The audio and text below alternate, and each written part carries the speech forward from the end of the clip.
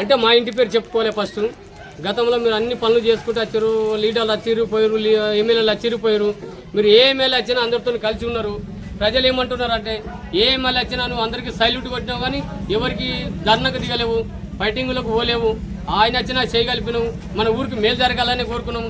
ఏ party వచ్చినా ఎమ్మెల్యేలతో కలిసి ఒక మాట అవకాశం ఇస్తే మాట్లాడినాము, లేకపోతే వెనక సైడు లిబడ్డావు. మన పార్టీ వాళ్ళు వస్తే మనం ముందున్నాం, మాట్లాడినాం.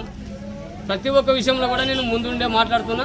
మీ సమస్యలను నేను పాల్గొంటాను. స్పందన ఏముందంటే ప్రజలంతా ఏమనుకుంటారంటే ఒక నాయకుడు మన ఊళ్ళో మంచిగా మాట్లాడతాడు, మనతో ఉంటాడు, మన ప్రజల్లో ఉంటాడు.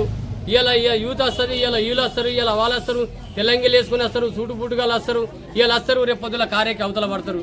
ఎవరితో మనకు సంబంధం లేదు.